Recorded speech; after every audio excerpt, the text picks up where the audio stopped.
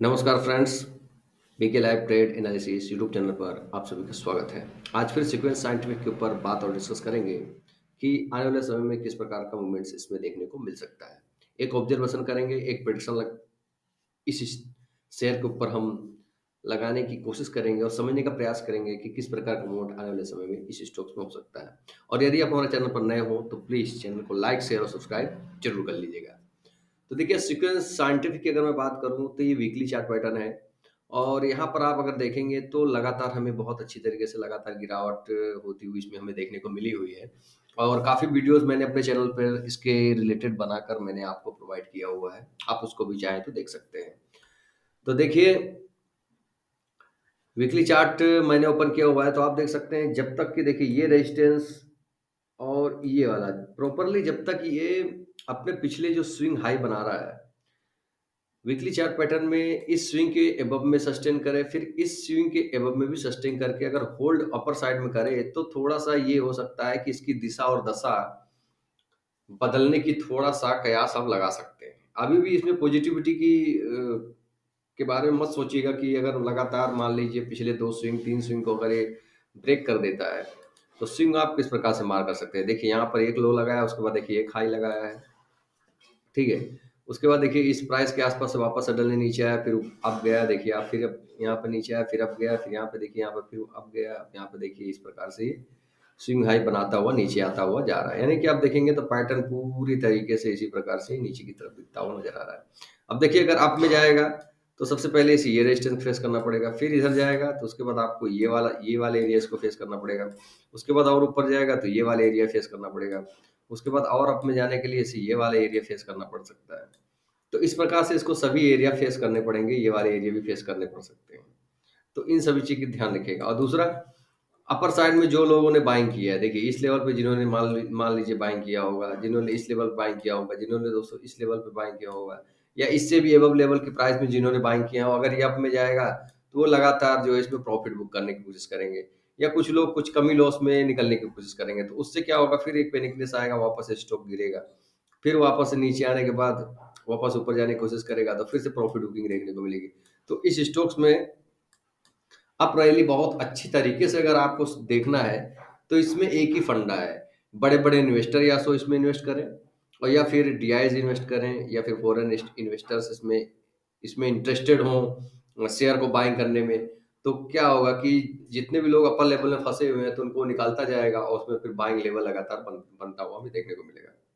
इसके लिए कंपनी के मैनेजमेंट को बहुत अच्छी तरीके से कवर करना होगा और आने वाले समय में एक अपॉर्चुनिटी अगर हमें देखने को मिलेगी, तो ही ये स्टॉक्स में एक रैली लगातार के लिए बनती हुई नज़र आ सकती है। अब बात करते हैं कि अब अभी के सिनेरियो में क्या हो सकता है? तो देखिए 74 के आसपास इसने क्लोजिंग दी है, ये देख सकते हैं आप 74.25 रुपीज़ के आसपास इसमें हमें क्लोजिंग देखने को मिली है। उसके बाद मैं हल्का-सा ऊपर करता हूँ, तो आप देख सकते हैं ये जो मैंने 3 लाइन ड्रॉ किया हुआ है, एक ये दोस्तों है और एक ये और एक ये। मतलब आप ये समझ लीजिए कि ये वाला लेवल ये जो ट्रेंड लाइन है ये 46 का है, 46 रुपीज़ के आसपास है, ये 55 रुपीज़ के आसपास देखने को मिल रहा है। और थर्ड जो ऊपर वाली है ये 67 के आसपास है। यानी कि अब ये प्राइस अगर आएगा तो ये 67 तक आ सकता है और 67 के बाद दोस्तों ये अगर और गिरता है तो ये 55 के पास भी आ सकता है और 55 के भी लेवल्स को यदि ये ब्रेक कर देगा तो आपको 46 के आसपास देखने को मिल सकता है। अब इस लेवल्स के आसपास क्या होगा कि इसमें बहुत अच्छी ना तो बाइंग देखने को मिल सकती है, ना ही बहुत अच्छी हमको सेलिंग देखने को मिल सकती है। क्योंकि अगर बैक में अगर आप देखेंगे तो यहाँ पर काफ़ी दिन तक पहले भी इसने होल्ड किया है। यहाँ पे प्राइस शायद यहाँ से लेकर के 50 मतलब कि 46 से 45 रुपीज़ से लेकर के जो आपको ये वाला एरिया देखने को मिल रहा है, इतने के बीच में काफ़ी दिनों तक या तो ये अभी भी यहाँ से बाउंस बैक करके नीचे आता हुआ इस प्रकार से होल्ड कर सकता है, वापस से ब्रेक कर सकता है, फिर होल्ड कर सकता है, वापस से ब्रेक कर सकता है। तो इस प्रकार का आपको हमेशा यहाँ पर अप जाएगा, डाउन जाएगा, उसके बाद फिर अप जाएगा, फिर डाउन जाएगा। इस प्रकार का सिनेरियो काफ़ी समय तक हमें साल से 6 महीने के बीच में देखने को मिल सकते हैं या फिर 2 से 3 महीना, 4 महीना, 5 महीना अगर वेट करने के बाद अगर एक अच्छा खासा दायरे पर ये रुकता है प्राइस और लगातार यहाँ पर होल्ड करता है इन सभी लेवल्स के आसपास, उसके बाद निकलेगा तो हमें 20 से 30 रुपए का मूवमेंट इस स्टॉक्स में देखने को अपर साइड में देखने को मिल सकता है।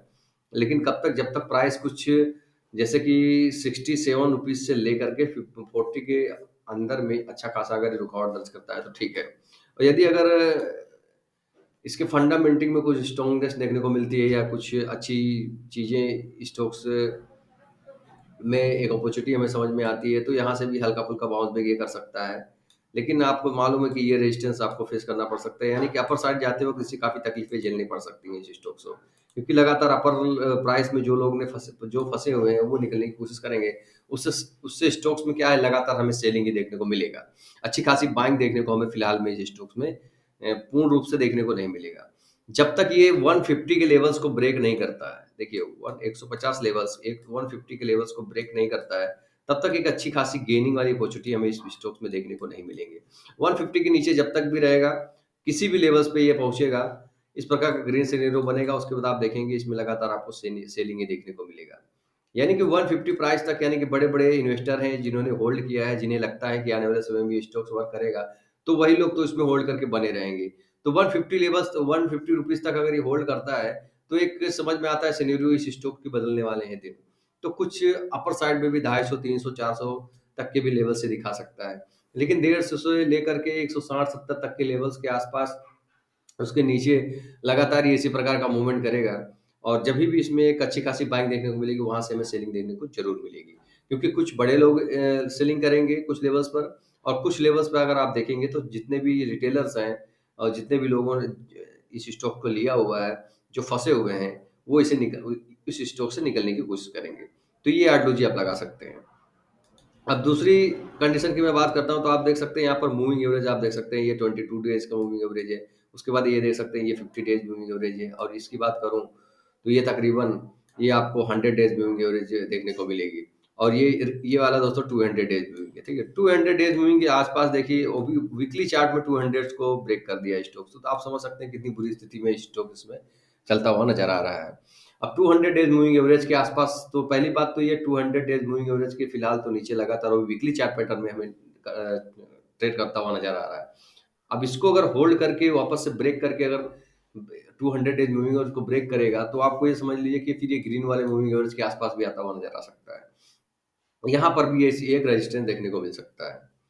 तो आप देख सकते हैं कि आपको सभी के सभी मूविंग एवरेज आपके वीकली चार्ट पैटर्न में भी टूटते हुए नज़र आ रहे हैं। ना तो 100 को इसने होल्ड कर पाया, ना 50 को, ना 22 को होल्ड कर पाया, और 200 डेज़ मूविंग एवरेज जो सबसे इम्पोर्टेंट होती है, उसको भी वो प्रॉपर्ली तरीके से तोड़ चुका है। तो एक चीज़ का ध्यान रखिएगा कि अगर जिस लेवल से अगर नीचे की लेवल्स जो हैं 5 से लेकर के 47, 48 के आसपास अगर ये लगातार होल्ड करे, तो एक अपॉर्चुनिटी शायद अपमूव की एक 40 से ₹50 की अपमूव हमें फिर वहाँ से देखने को रैली मिल सकती है, लेकिन वहाँ पर कुछ समय होल्ड करे। तकरीबन 1 मंथ से लेकर के 3 मंथ तक अगर वेट करता है, यहाँ पर प्राइस रुकता है 45 से लेके 100 के बीच में, और उसके बाद यदि 100 को मतलब 100 को ब्रेक करेगा, तो आपको फिर 30 से 40 पॉइंट की कैप मूव देखने को मिल सकती है, और जो इसी प्राइस के आसपास में बाइंग किए हुए हैं, या तो उन्हें कुछ प्रॉफिट मिले तो वो निकल सकते हैं, या फिर दूसरा नंबर, आप जो है जैसे 130-40 की रुपीज़ के आसपास अगर जो जिन्होंने लिया हुआ है, वो अपने आप को यहाँ पर से एग्ज़िट कर सकते हैं। फिलहाल के तौर पर अगर बात करें, तो काफ़ी दिन तक आपको इस स्टॉक्स में वेट करना पड़ेगा, और अपनी नज़रिया को थोड़ा-सा और दिन के लिए आप बना के रखिए। इन केस आपको यहाँ से थोड़े बहुत एक अपॉर्च्युनिटी हमें कुछ समय 2, 4, 5 महीने बाद देखने को मिल सकती है। तो उम्मीद है मैंने जो बताने की कोशिश को आपको अच्छी लगी होगी। यदि आपको पसंद आई हो, तो प्लीज़ चैनल को लाइक, शेयर और सब्सक्राइब ज़रूर कर लीजिएगा।